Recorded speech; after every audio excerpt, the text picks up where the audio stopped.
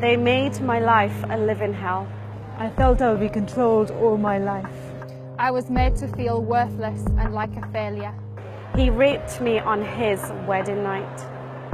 To be married off to a stranger was terrifying. I always felt trapped between two cultures. I couldn't even cut my hair. I sacrificed my happiness for my parents' happiness. I was born in Britain. England is my home. I am a British citizen. I was born in Britain. I was born in Britain. This is my home.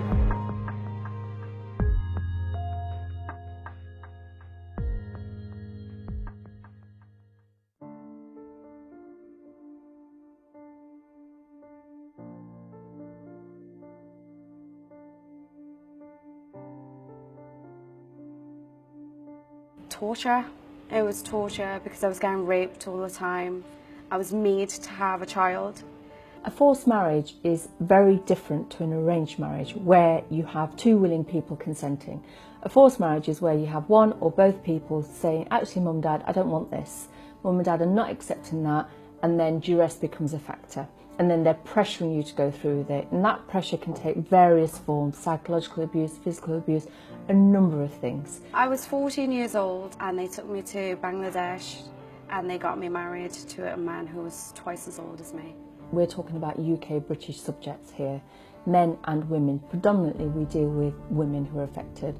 When I did come back to the UK, I tried to kill myself and I got taken to hospital. There is a misconception that a forced marriage and abuse is part of one's religion, tradition or culture. It clearly is not. Cultural acceptance does not mean accepting the unacceptable. This is child abuse and a public protection issue.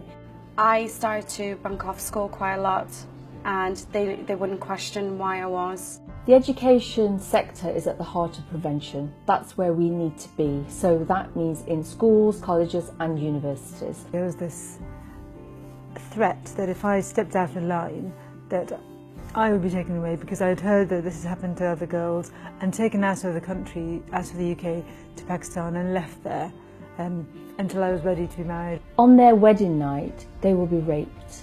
Then they will be forced to stay with that person.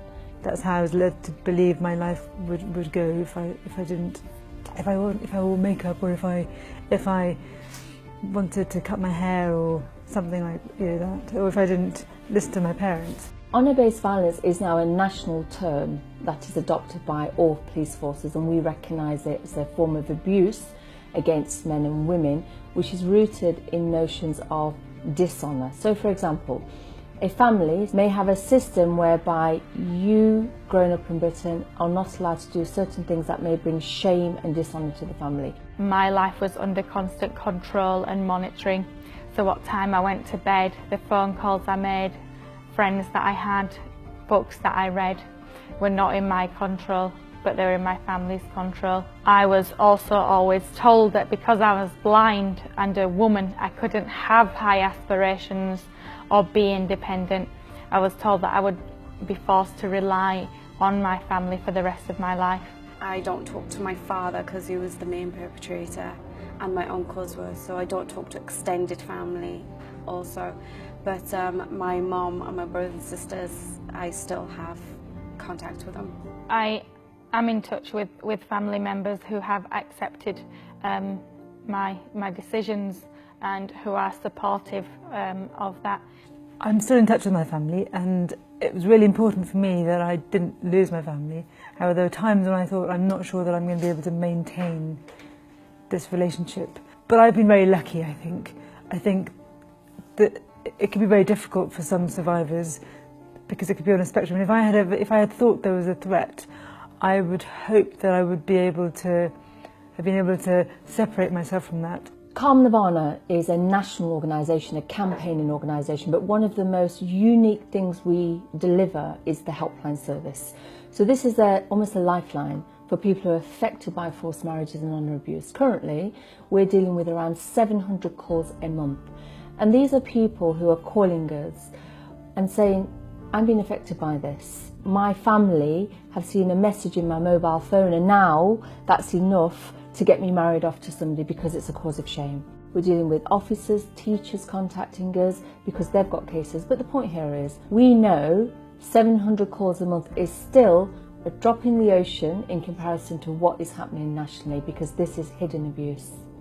The types of people that come into the police station, whether they come in on foot or we get referrals from external agencies such as health, education, even the workplace. It can be anybody, any sexual orientation, any gender, any age, and we've had girls as young as 12 years of age come in, up to women in their 50s and 60s. Most recently, I've had a transgender male also come in and speak about his problems at home. So it can be anybody. There's not a stereotypical person that we can say you are a victim of honour-based abuse. It can be anybody that comes in to see us. Education is extremely important, and it's where we need to be, even more important than dealing with crisis, because you're preventing it from actually somebody being affected by a forced marriage. Educating future teachers who are going to be going out there into schools, who may be in classrooms where our most affected groups sit. So we've got to make sure they understand what to look for.